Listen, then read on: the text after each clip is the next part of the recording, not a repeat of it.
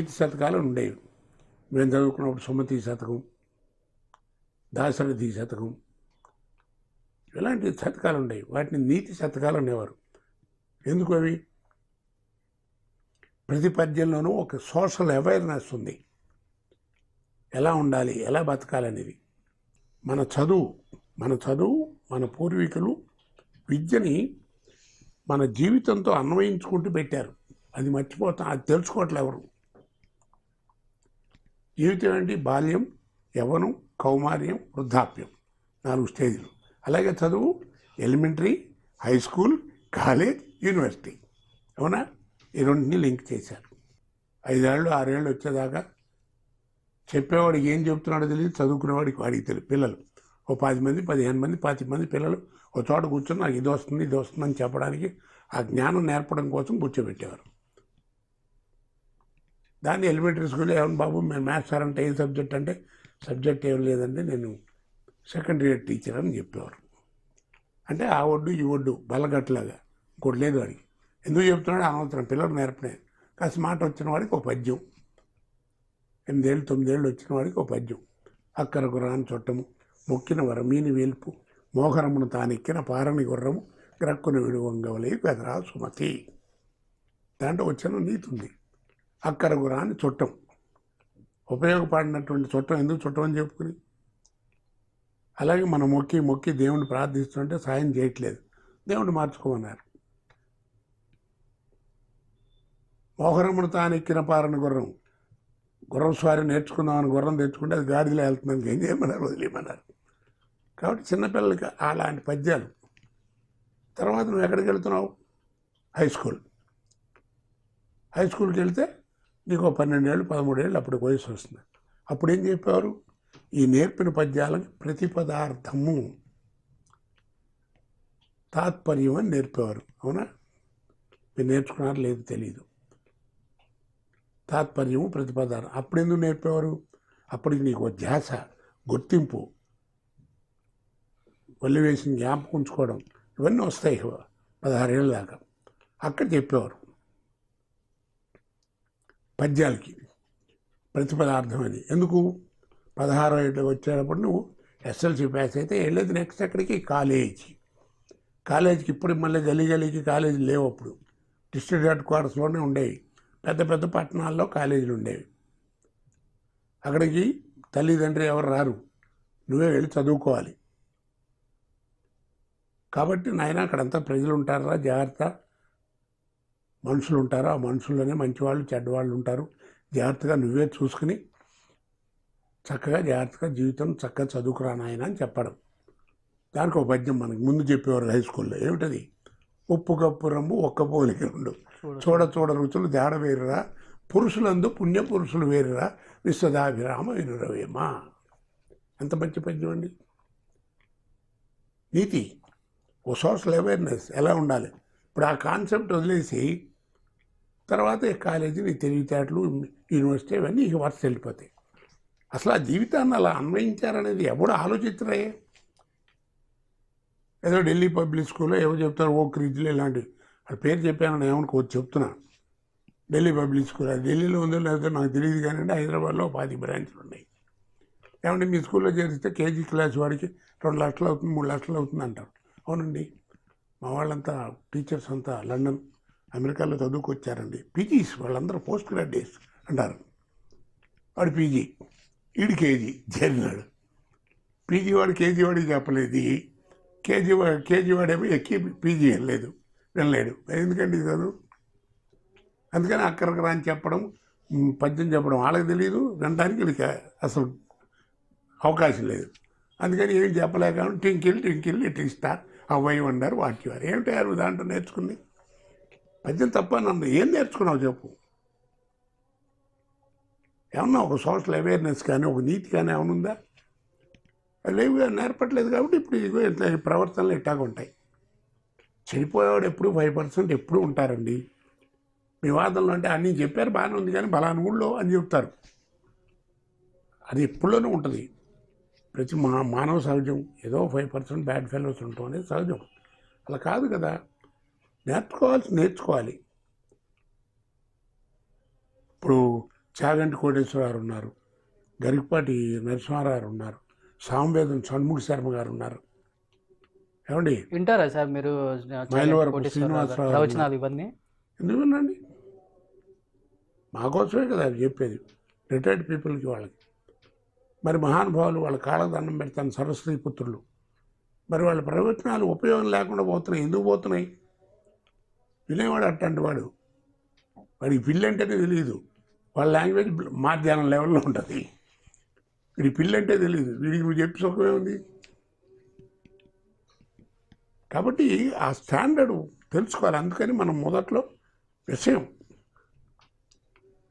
ఇందాకే చెప్పాను కదా, బతుకు తెరుగు కోసం లాంగ్వేజ్ నేర్చుకోవడం అది పక్కన పెట్టేయండి. మాతృభాష అన్నారు, తల్లితో సమానం. బిడ్డ ఎదుగుదలకి మాతృస్థన్యం ఎంత అవసరమో బిడ్డ మానసిక వికాసానికి మాతృభాష అంత అవసరం అండి. అదొక్కడి గుర్తుంచుకోమని ప్రజలు అందరినీ కోరుకుంటున్నాను. అంటే తెలుగు ఇండస్ట్రీలో 3 జనరేషన్తో వర్క్ చేశారు. ఏఎన్ఆర్ గారు, శోభన్ బాబు గారి తరం, తర్వాత చిరంజీవి గారు, బాలకృష్ణ, నాగార్జున, వెంకటేష్ గారి తరం, తర్వాత వాళ్ళ పిల్లలు రామ్ చరణ్ తేజ గారు, పవన్ కళ్యాణ్, వీళ్ళందరితో వర్క్ చేశారు. మీరు ఆ జనరేషన్కి మళ్ళీ జనరేషన్కి చూసిన తేడా ఏంది సార్? పెద్ద హీరోలు అంటే ఏంది, గొప్ప హీరోలు అంటే ఏంది మీ దృష్టిలో? అప్పటిప్పుడు తేడా ఒకటే. వాళ్ళతో చేస్తున్నప్పుడు తల్లిపాలు తాగుతున్నట్టు ఉండేది, వీళ్ళతో చేస్తుంటే డబ్బా పాలు తాగుతున్నట్టు ఉండేది. ఇదంతా మమ్మీ జనరేషను, అదేమో అమ్మ జనరేషను. అదండి. గబ్బర్ సింగ్లో కూడా మీది హైలైట్, మందుబాబులోని సాంగ్ పాడటం కానీ అదంతా ఎవరు తాట సార్? పవన్ కళ్యాణ్ గారు తాట, లేకపోతే మ్యూజిక్ డైరెక్టర్ గారు తాట? అవన్నీ నాకు తెలియదు కానండి, అది నా అదృష్టం రావడం, ఆ ఛాన్స్. ఫ్రాంక్గా అంటే నేను దేవిశ్రీ ప్రసాద్ గారు పాడారు మొట్టమొదట. ఆయనే మ్యూజిక్ కదా, చాలా బ్రహ్మాండంగా పాడారు. రికార్డ్ అయింది. ఆయన పాడిన దాని మీద నేను షూటింగ్ కూడా చేయిస్తాను. ఆడియో రిలీజ్ రోజుకి ఒక వారం రోజుల ముందు రోజు డైరెక్టర్ గారు ఫోన్ చేసి, శ్రీనివాసరావు ఎటు పోతున్నారని, షూటింగ్ ఉందంటే ఉందండి వెళుతున్నాను అన్నాను. 1 గంట పర్మిషన్ పెట్టి ఒకసారి డబ్బింగ్ థియేటర్కి రండి అన్నాడు ప్రసాద్ స్టూడియో. నేను ఏదైనా ఏదో ఉంది కదా, ఈ ఏమైనా సెన్సార్ కట్లు అలాంటివి పడ్డాయేమో మార్పుకోవాలని పిలుస్తున్నారని వస్తున్నానని వచ్చాను. డబ్బింగ్ రండి అని చెప్పి ఆ ముందు ఉంది కదా రికార్డింగ్ థియేటర్, అక్కడ పిలిచారు. లోపలికి వెళ్ళేప్పుడు దేవిశ్రీ ప్రసాద్ గారు వీళ్ళంతా ఉన్నారు. ఈ పాట వేశారు. ఏంటి సార్ అన్నారు. ఇప్పుడు ఈ పాట మీరు పాడుతున్నారు అన్నారు. నేను పాడండి. లేదు మీకు తాళజ్ఞానం ఉంది, పాడతారు, పర్లేదు, మీరు పాడాలని. అదేంటండి మా అనుభవం చక్కగా పాడారు కదా దేవి గారు, మీరు పాడారు, చక్కగా యాక్ట్ చేశాను, ఇంకేనా? కాదండి మీరు ఏమనుకోకుండా ఉంటే ఉన్నమాట చెప్పాం డైరెక్టర్ గారికి, దానికి మాకు వచ్చినటువంటి థాటు. నేను బాగా పాడటం అది పక్కన పెట్టండి. వింటున్నప్పుడు మీరేమో జైజాంటిక్గా అంత కనపడుతున్నారు, నా వాయిస్ ఏమో పిల్లవాడిలాగా తక్కువ ఉంది, మ్యాచ్ అవ్వట్లేదండి. ఆ క్యారెక్టర్ ఏమో డ్రంకర్ క్యారెక్టరు, అందుకని మీరు పాడితే తాగుబోతు పాడినట్టు ఉంటుంది, నేను పాడితేనేమో సింగర్ పాడినట్టు ఉంటుంది, మీరు ఏమనుకోకుండా పాడండి అన్నారు. సరే అడిగారు కదా అని వెళ్ళాను. 20 నిమిషాలు అంత పట్టిందండి అది పాడటానికి. వెంటనే అయిపోయింది, వచ్చేసాను.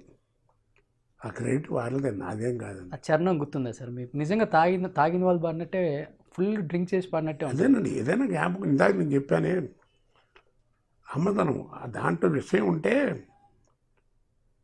విషయంగా చక్కగా ఉంటే జ్ఞాపకం ఉంటాయి, లేకపోతే ఏముంది.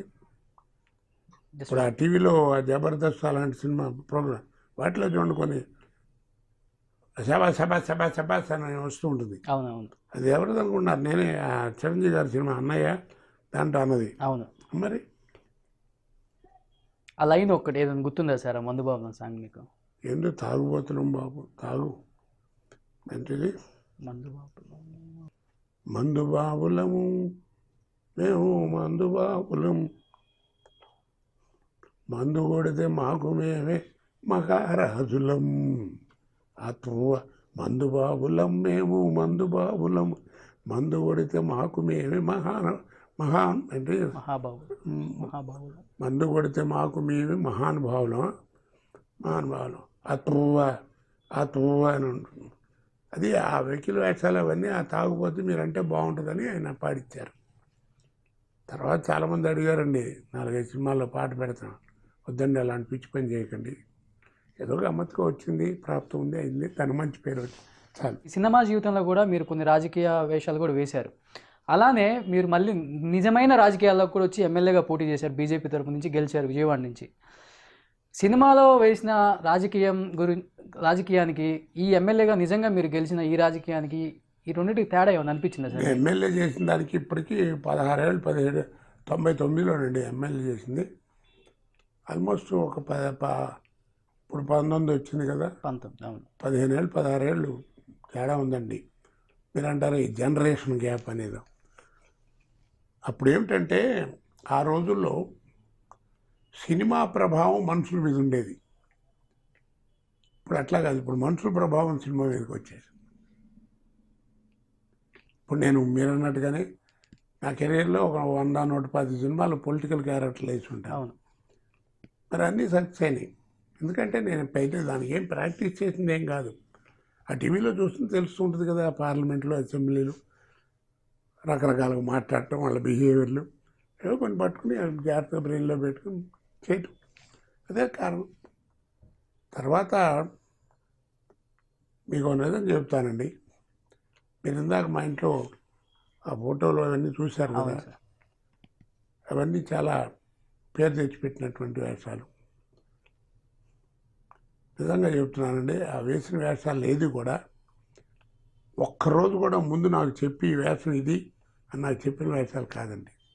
ఆల్మోస్ట్ ఆల్ 90% ఆ సెట్లోకి వెళితే ఒక గంట ముందు నా కోటగారు ఇదండి వేషం, ఇది మేము ఎలా అనుకున్నాం, మీకు కూడా ఐడియా ఏదైనా వస్తే ఇంప్లిమెంట్ చేయండి చూద్దాం అన్నట్టు చెప్తే అట్లా అప్పటికప్పుడు అనుకుని చేసిన వేషాలు తప్ప ప్రిపరేషన్ అవి ఏం లేవండి. కాదు కొన్ని వేషాలకి మేకప్ గురించి, గెటప్ గురించి ఏదైనా ఉంటే డిస్కషన్ ఉండేది. రక్షణ అలాంటి సినిమాలకి అదే అదృష్టం అండి, అది నేను చెప్పేది.